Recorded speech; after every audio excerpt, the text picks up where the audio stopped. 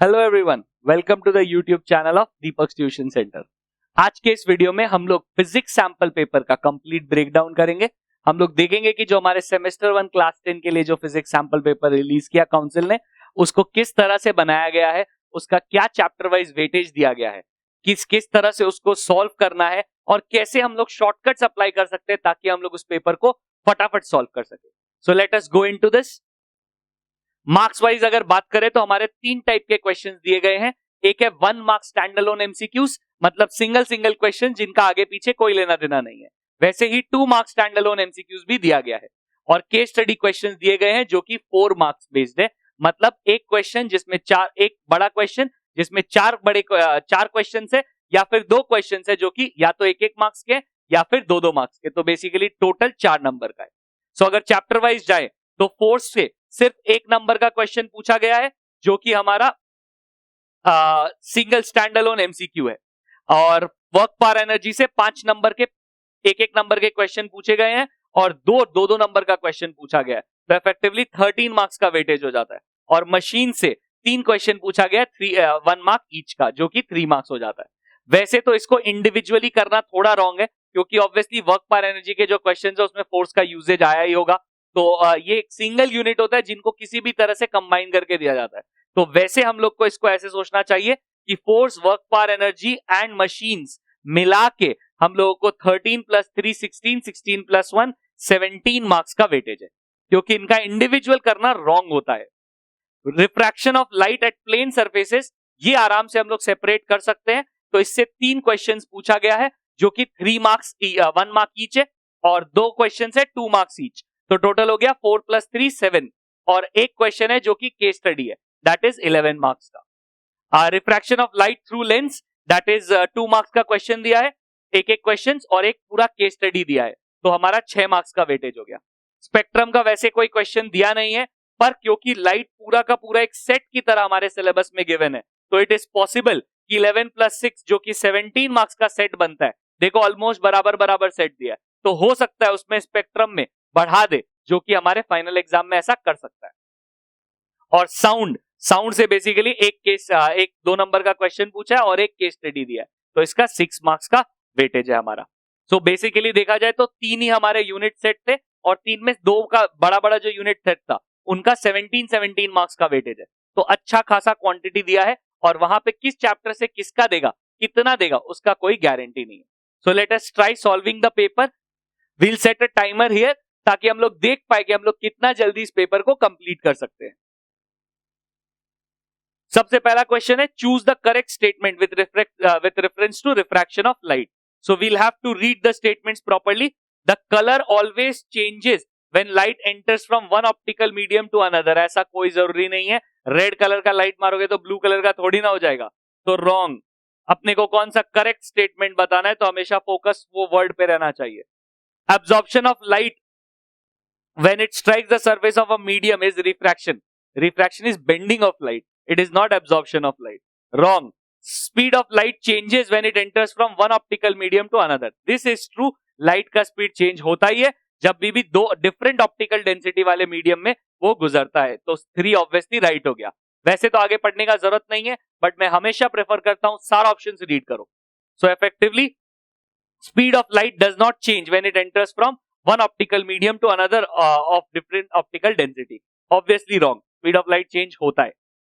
When a light ray enters from a denser medium to a rarer medium, light ray जब भी denser से rarer आता है, let us draw a diagram.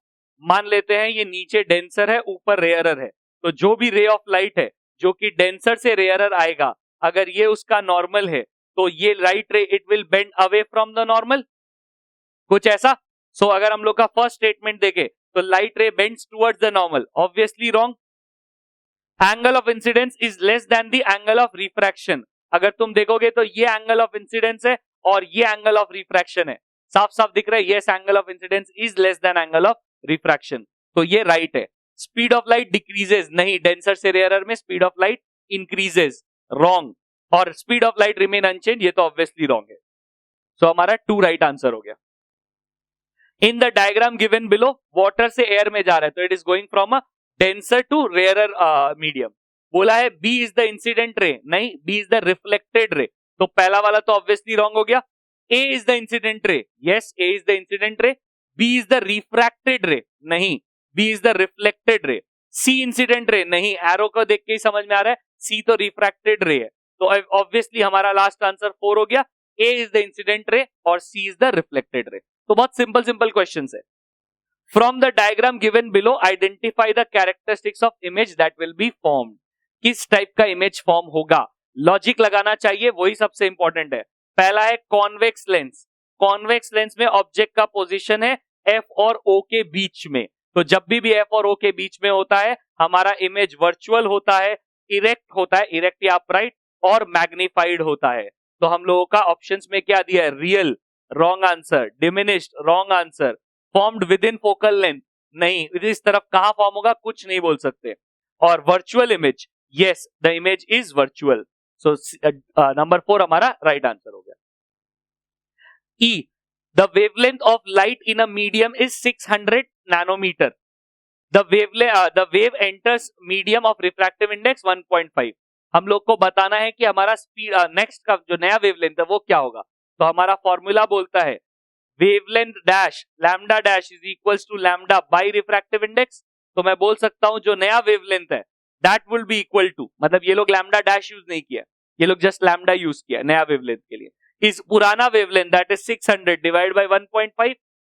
ध्यान दो question में क्या बोला है, क्वेश्चन में बोला है स्टेप्स टू फाइंड, मतलब हम लोग को प्रोसेस वाइज दिखाना है। अब देखो इनमें से ये कौन सा में स्ट्राइक कर रहा है, ये 2 में स्ट्राइक कर रहा है, तो 2 तो राइट है। तो देखो 2 किस किस ऑप्शन में है, एक 2 इस ऑप्शन में है, दूसरा 2 इस ऑप्शन में है, तो बेसिकली बाकी सब रॉन्ग हो गया, 1, 3 और 5 आउट, क्योंकि ये ही तो फर्स्ट स्टेप है।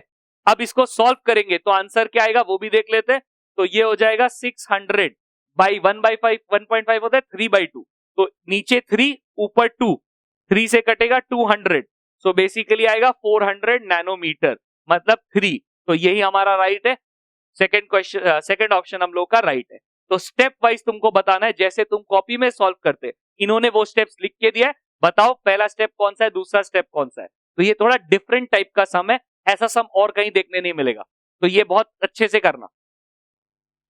आगे हमारा केस स्टडी, बेसिकली हम लोग को 4 क्वेश्चंस दिया है, हर में हम लोग का पहले 5 सिंगल सिंगल क्वेश्चंस है और फिर एक केस स्टडी बेस्ड क्वेश्चंस है, तो उससे बेसिस पे ये पूरा 10 नंबर का सेट बन जाता है।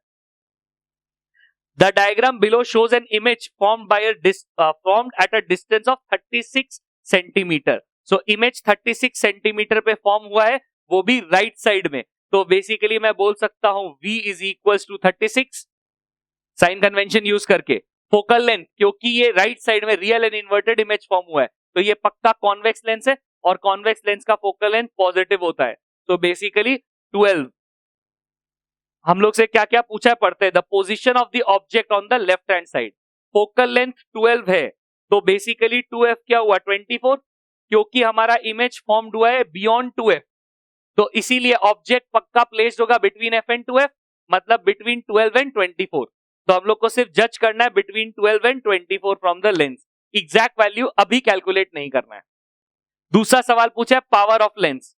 पावर ऑफ लेंस क्या होता है, power of lens is 1 by focal length in metres, क्योंकि ये 12 सेंटीमीटर है, इसका मतलब 12 बाय 100 हो गया, तो मैं लिख सकता हूं 100 बाय 12, और क्योंकि फोकल लेंथ पॉजिटिव है तो नेगेटिव वाले ऑप्शंस को मैं पहले ही स्ट्राइक आउट कर देता हूं।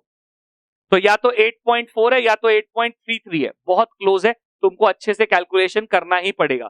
तो डिवाइड करते हैं 100 से, सो 12 8 जा जाएगा, वो तो ऑब्वियस है, 12 8 जा 96, 4 बचेगा, पॉइंट लगेगा 40 हो जाएगा, 12 4 जा की 12 3 जा, 12 4 जा 48 होता है, तो 12 3 जा ही राइट आंसर है, 12 3 जा 36, जिससे फिर से 4 बचेगा और ये पैटर्न कंटिन्यू हो जाएगा, तो 8.33 इज द राइट आंसर। बहुत क्लोज है, 8.33 या 8.4, तुक्का नहीं मार सकते, डिवाइड करके देखना ही पड़ेगा। The object distance with sign convention, मतलब यू निकालने बोला है, तो फॉर्मूला अप्लाई करते हैं, 1 by f is equals to 1 by v minus 1 by u।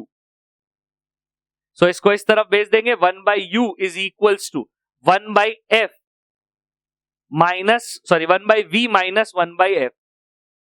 हमारा v भी पॉजिटिव है, f भी पॉजिटिव है। 1/36 माइनस 1/12, एलसीएम लेंगे 36 का, तो यहाँ पे आएगा 1 minus 3, that is minus 2/36, that would be minus 1/18। क्योंकि रेसिप्रोकल होगा तो आंसर हो जाएगा -18। Done. If the lens LL is replaced with another lens of same type but focal length 15 centimetre, अगर फोकल लेंथ बढ़ जाता है तो तुम ऐसे इमेजिन करो कि हमारा ऑब्जेक्ट सपोजेडली यहां कहीं प्लेस था, तो जो फोकल लेंथ ये है ये हट जाएगा और फोकल लेंथ क्या हो जाएगा, यहां पे कहीं आ जाएगा। ठीक है ना। अगर फोकल लेंथ करीब आ गया, एक तरह से ऐसा लग रहा है ना ऑब्जेक्ट फोकस के तरफ चला गया। जैसे जैसे ऑब्जेक्ट फोकस के तरफ आता है, जैसे जैसे ऑब्जेक्ट फोकस के तरफ आता है, वैसे वैसे इमेज मैग्नीफाइड होता है। तो वैसे सिनेरियो में फोकस के बाद वो वर्चुअल हो जाएगा, लेकिन बढ़ेगा जरूर, मैग्नीफाइड होगा। तो वैसा सिनेरियो में size of the image increase करेगा। यहाँ पे लॉजिक लगाना बहुत जरूरी है। ऑब्वियसली तुम कैलकुलेट कर सकते हो मैग्निफिकेशन से, लेकिन थोड़ा मेहनती प्रोसीजर है।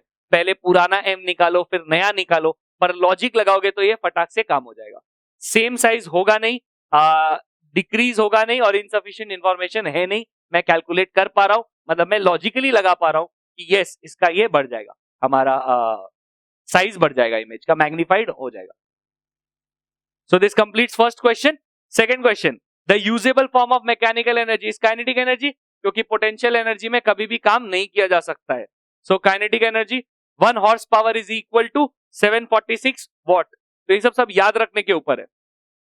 If A and B have same mass climb the third floor of the same building, इसका मतलब वर्क डन सेम है, और टाइम लिया 3 मिनट्स और 5 मिनट्स। 3 मिनट्स में कितना सेकेंड्स होता है, 180 सेकेंड्स, और 5 मिनट्स में कितना सेकेंड्स होता है, 300 सेकेंड्स। तो power 1 by power 2 is equals to work done by 3 minutes whole divided by 3 का 3 इंटू 60, और वर्क डन बाई 5 इंटू 60। तो क्रॉस मल्टीप्लाई हो जाएगा, तो ये हो जाएगा W by 3 into 60 into 5 into 60 by work done. Work done गया, ये गया, तो आंसर हो जाएगा 5:3। वैसे याद रहना चाहिए अगर वर्क डन सेम है तो पावर और टाइम रेसिप्रोकल में होता है, क्योंकि टाइम 3:5 है तो पावर 5:3 होगा। Centre of gravity of a metre scale of mass 80 gram lies at 45 centimetre mark. क्या बेवकूफ बनाया है, देखो सब जगह 50 लिखा है, जबकि एक्चुअली हमारा 45 सेंटीमीटर मार्क पे है। तो मैं अपने हिसाब से एक डायग्राम बना लेता हूं। ये फलक्रम है हमारा 60 पे, 45 सेंटीमीटर मार्क पे हमारा इसका सेंटर ऑफ ग्रेविटी है जो कि 80 ग्राम है, और इस एंड पे एक सामान लटकाया हुआ है। सवाल यह है कि उस सामान का मास क्या होगा, क्योंकि अलग अलग मासेस गिवन है। तो अगर मैं कैलकुलेट कर लूं तो सही आंसर पिक कर पाऊंगा। यहां से यहां तक 15, तो 80 इंटू 15 इज इक्वल्स टू, अगर मैं इसका मास को x ले लू 40 इक्वल्स टू 40 इंटू एक्स। 40 से कटेगा 2 टाइम्स, इसका मतलब x का वैल्यू 30 ग्राम या 30 ग्राम फोर्स। सो बेसिकली हम लोग का क्या आंसर आएगा, 3 आंसर आएगा, क्योंकि 3 में ही सिर्फ 30 ग्राम फोर्स है। तो सिंपल है, पर लॉजिक लगेगा तो, नहीं तो गड़बड़ हो जाएगा। Option E, a body has kinetic energy 250 joules, so kinetic energy is equals to 250 joules. Kinetic energy का फॉर्मूला क्या है, हाफ mv स्क्वायर। सो मैं तो डायरेक्ट फॉर्मूला ही मारने वाला हूं, हाफ इंटू मास मेरे को गिवन है 5 इंटू वी स्क्वायर। सो यहां से 5 से कटेगा 50, क्रॉस मल्टीप्लाई होगा v स्क्वायर 100, तो v का वैल्यू क्या हुआ 10। मेरे से 2 सवाल पूछा है इसमें। पहला सवाल है choose its velocity. If the mass of the body is 5 kg then choose its velocity and momentum. Velocity basically metre per second में होता है और मोमेंटम होता है न्यूटन मीटर में, या sorry mass into velocity that is KG metre per second में। तो वैसे यहां पे ध्यान रखना, यहां पे कोई भी वैल्यू नहीं दिया, मतलब ये नहीं बताया कि कौन सा वेलोसिटी कौन सा ये है। तो अपना एस्टैब्लिश तो हो गया वेलोसिटी 10 मीटर पर सेकेंड है, तो ये हम लोगों का पक्का राइट आंसर है। दूसरा सवाल है मोमेंटम निकालना। मोमेंटम का सिंबल है P, P equals to mv। m क्या दिया है 5 और 10, तो 50 kg मीटर पर सेकेंड, तो हम लोग का आंसर है 2। तो 5 और 2 ये मेंशन कुछ नहीं करना, तुम्हारे पास 2 ऑप्शन आएगा, तुमको बस टिक करना है। कौन सा वेलोसिटी और कौन सा मोमेंटम है ये तुमको जानने, मतलब डिफाइन करने का जरूरत नहीं है, तुमको बस दोनों आंसर टिक करना है। So next case study question, हर क्वेश्चन में एक तो केस स्टडी क्वेश्चन दिया है। A girl is at rest at the gate of her society which is 3.2 meter above the road. तो बेसिकली ये हाइट गिवन है, तो h is equals to 3.2 meters. दूसरा बोला है वो उस स्लोप से AB से निकल बिना पैडलिंग के आती है, मतलब ऐसे साइकिल आगे बढ़ाती है, अपने आप साइकिल चल के आ जाता है। तो वैसा सिनेरियो में एट पॉइंट B, मतलब इस पॉइंट पे उसमें कौन सा एनर्जी है?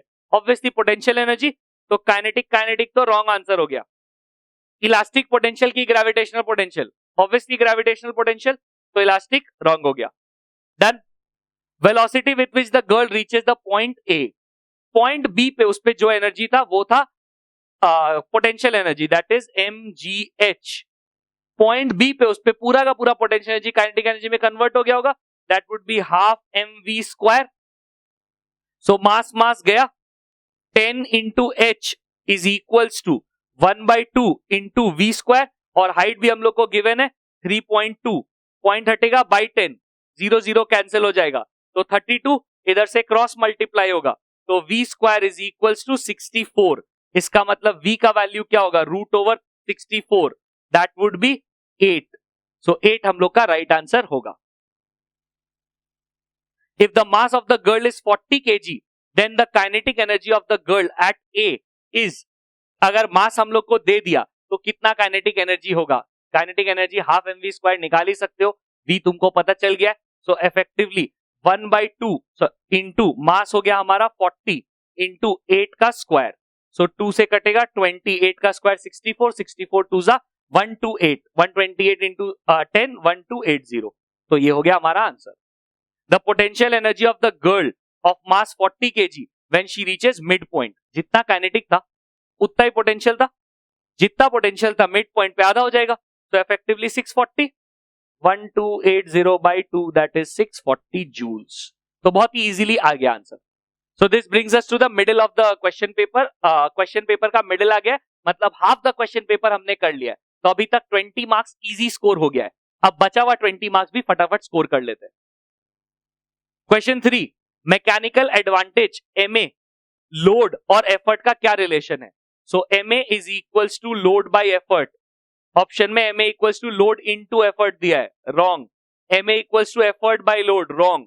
ma इनटू एफर्ट देखते हैं, क्रॉस मल्टीप्लाई करेंगे, ma into effort equals to load, तो ऑब्वियसली ये हमारा राइट आंसर हो जाएगा, और ma into load equals to effort, wrong answer. Which one of the following statement is correct? A machine is used to have more output energy as compare to input energy. नहीं, output energy input energy कभी भी ज्यादा नहीं होगा machine का, हमेशा कम ही होता है एनर्जी, क्योंकि थोड़ा फ्रिक्शन में वेस्ट हो जाता है। सो हमारा ए रॉन्ग आंसर है। Mechanical advantage of a machine can never be greater than 1, obviously wrong. बहुत सारा मशीन है जिसका ग्रेटर देन 1 होता है। If a machine gets convenience of direction then its mechanical advantage should be equal to 1 या greater than 1 भी हो सकता है, डिपेंडिंग ऑन पुली सिस्टम, लेकिन ऐसा कोई रूल नहीं है कि ग्रेटर देन 1 ही होगा, तो रॉन्ग। ऑब्वियस सा बात है, फोर्थ राइट हो गया। For a given design of machine even if mechanical advantage increases velocity ratio remains the same. If a block and tackle system with convenient direction, तो convenient direction मतलब जानबूझ के नीचे के साइड में, सो हैज 3 मूवेबल पुलीज। अगर 3 movable pulleys है तो वैसा सिनेरियो में जो हम लोग का मूवेबल पुलीज अगर 3 है, 1 2 3, तो ऑब्वियस सा बात है फिक्स पुलिस जो होगा या तो 1 2 3 होगा, मतलब टोटल 6, या फिर 1 2 3 4 होगा, एक ज्यादा भी हो सकता है, मतलब टोटल 7। तो इट इज आइदर 6 और 7, तो उसका वेलोसिटी रेशियो भी 6 या 7 होगा, because velocity ratio equals to number of pulleys. Work done by a body moving on a circular track is 0 at every instant. क्यों? क्योंकि इट डिस्प्लेसमेंट इज 0 नहीं हो सकता है, वो आधा मूव किया तब तो डिस्प्लेसमेंट 0 नहीं है। Displacement is perpendicular to the centripetal force. Yes, this one is right. No force is acting on it. Obviously, force is acting on it. Reason is not mentioned. Reason तो mentioned है ही. Identify the conditions required to hear a clear and distinct echo. Identify the conditions, plural S. The reflecting surface should be rough. ऐसा कोई rule नहीं है. The size of the reflecting surface should be smaller than the wavelength, नहीं, greater होना चाहिए. Sound should not be reflected back in 0.1 seconds, that is true. The incident sound should have a frequency of more than 25,000 hertz. Frequency का कोई लेना देना नहीं है. और नेक्स्ट हो गया, the size of the reflecting surface should be larger than the wavelength of sound. This is true, ये ज्यादा होना चाहिए. Next question, if a person is standing in front of a vertical cliff, fires a gun and hears the echo in 3 seconds, तो उसको 3 second में एको सुनाई देता है. एको जाके वापस आता है 3 सेकंड में. हमारा फॉर्मूला बोलता है 2d is equals to distance है हम लोगों का, sorry speed into time, that is 340 into 3. देखते किस ऑप्शन से ये मैच कर रहा है. 340 equals to 2d by 3, 340 equals to 2d by 3. This is right. अगर मैं इस 3 को यहां नहीं लिख के सपोजिटली यहां लिखता तो मेरा 1 राइट है. तो अगर 1 राइट है मेरा, तो 1 के अकॉर्डिंगली मेरे पास 2 ऑप्शन है. 1 के अकॉर्डिंगली या तो 1 और 3 होगा या तो 1 और 5 होगा. बाकी सबको मैं स्ट्राइक आउट कर सकता हूं. सेकेंड जो हमारा है, क्रॉस मल्टीप्लाई करेंगे तो 2d इज इक्वल्स टू, अच्छा 2 से काट लो 170, और तो ये गायब हो जाएगा. 170 इंटू 3, दैट वुड बी 510. यहां पे तुम देखोगे इन्होंने मिसप्रिंट किया है. 2 और 3 में मेरे को सिर्फ वही देखना है, 3 देखना है या फिर 4 देखना है. 4 है नहीं, क्योंकि 340 इंटू 3 बैठ नहीं रहा मेरा आंसर में. और ये देखो यहाँ पे गलती से इन्होंने 2 लिख दिया है, जबकि इन लोगों को 3 लिखना चाहिए था. तो आंसर फिर भी राइट है, तो ठीक है, विल वर्क इट. एक प्रिंटिंग एरर है, बट अगर ये एग्जाम में हो जाएगा तो ऑब्वियसली फुल मार्क्स मिलेगा. If the speed of sound changes, यहाँ पे speed of sound changes to 350, then how much distance should the person move towards और away from the cliff in order to hear the echo in same time. Obviously अगर speed of sound बढ़ जाएगा तो sound जल्दी आ जाएगा, इसका मतलब उसको टुवर्ड्स द क्लिफ जाना चाहिए. Steps are given to calculate. यहाँ पे जो डिस्टेंस बोला है d, ये एक्चुअली डिफरेंस है. पहले कहां था, अभी कहां है. पहले था हमारा 2d1 by 3 इक्वल्स टू 340, तो जितना भी डिस्टेंस आता था वो ज्यादा आएगा. अभी है 2d2 by 3 इक्वल्स टू 350. अगर तुम देखोगे तो तुम इस इक्वेशन को अगर इस इक्वेशन से सब्ट्रैक्ट करोगे तो तुमको ये वाला फॉर्मेट मिल जाएगा. क्योंकि अगर मैं फॉर्मेट रीड करूं तो एडिशन का मेरे को कोई लॉजिक नहीं लग रहा है, क्योंकि डिफरेंस होगा, ऑब्वियस सा बात है. तो ये सही बैठ रहा है. 350 minus 340 would be equal to 350 minus 340 would be equals to 2d2 by 3 minus 2d1 by 3. इसमें अगर 2 by 3 कॉमन ले लो, d2 माइनस d1, जो कि एक्चुअली ये लोग स्मॉल d से रिप्रेजेंट किया है. तो बेसिकली 2 राइट है. अगर 2 राइट है तो मेरे पास 2 ऑप्शन आता है, एक 2, 3, 5 और दूसरा 2 और 4. तो मैं 2 के बाद 3 को चेक करता हूं. 3 क्या दिया है, 345 इंटू, ये तो एवरेज लग रहा है मेरे को, 345, 350 प्लस 340 प्लस 350, तो वो तो सही नहीं है. तो 3 तो ऑब्वियसली हमारा रॉन्ग हो गया. वैसे तो ऑब्वियसली 4 आंसर राइट हो गया, बट चेक कर लेते हैं. क्या दिया हुआ है, d equals to 15 metre. Calculation कर लेते हैं. अगर मैं क्रॉस मल्टीप्लाई करूंगा तो 350 into 3 by 2, sorry 350 minus 340, that would be 10. तो 2 से कटेगा 5, 5 3 जा 15. तो ऑब्वियसली 4 हमारा राइट आंसर है. तो थोड़ा सा तुमको ध्यान देना पड़ेगा, आराम से हो जाएगा. तो ये 2-2 नंबर का क्वेश्चन था, 2 ही क्वेश्चन दिया गया था. नेक्स्ट पूरा क्वेश्चन चेंज हो जाता है. Assume that the all lenses shown below are of the same material. State which lens has the maximum power.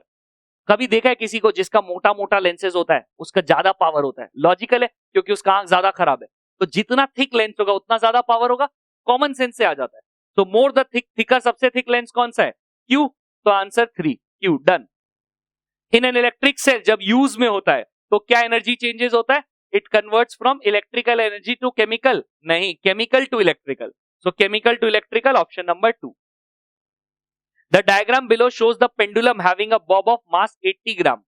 A and C are extreme positions, मतलब A और C पे सिर्फ potential energy होगा, और B जो कि mean position है उस पे सिर्फ kinetic energy होगा.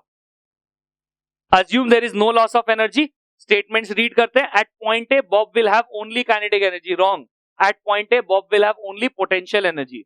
Maximum potential energy is 100 joules. ये तो कैलकुलेट करना पड़ेगा. Potential energy is mgh.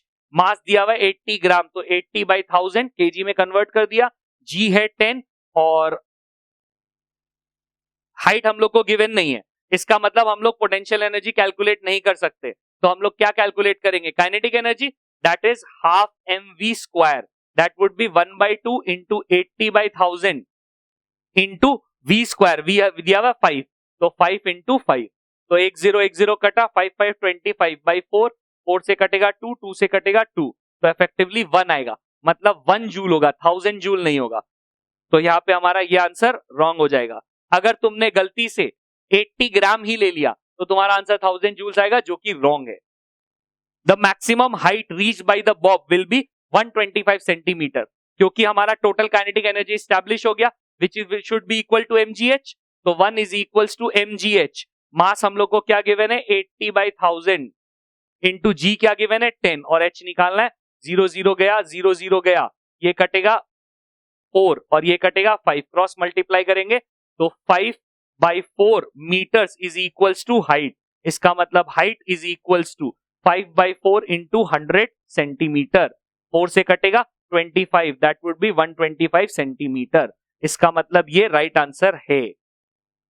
Eight point D the bob will have maximum kinetic energy. नहीं, पॉइंट बी पे मैक्सिमम होगा, तो 4 भी हमारा रॉन्ग है. Maximum potential energy will be 1 joules. Yes, maximum kinetic B पे काइनेटिक एनर्जी क्या होगा? 100 जूल्स. Obviously wrong. मैक्सिमम ही तो 1 जूल हो सकता है.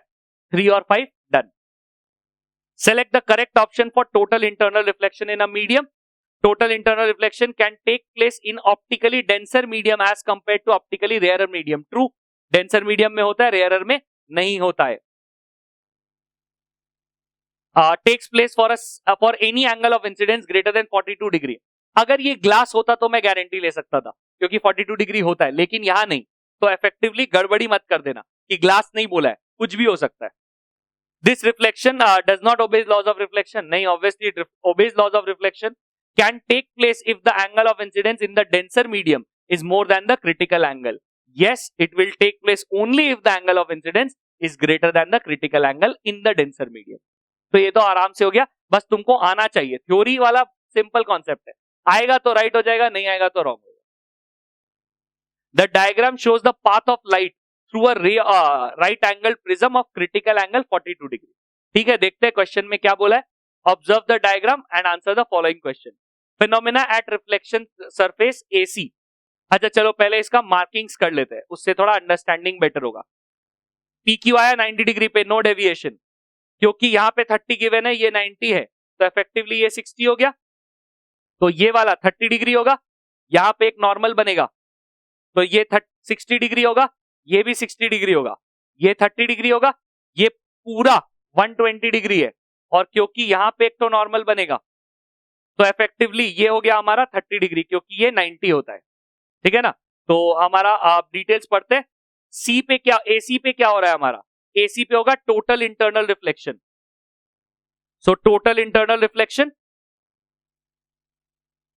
The angle of incidence at the surface AC.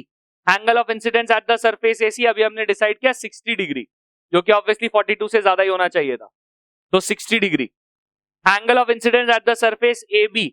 Surface A B ये वाला सरफेस है, और इस पे एंगल ऑफ इंसिडेंस 30 डिग्री है, जो कि 42 से कम होना चाहिए था, तो 0 तो होएगा नहीं, तो obviously 30 is the right answer.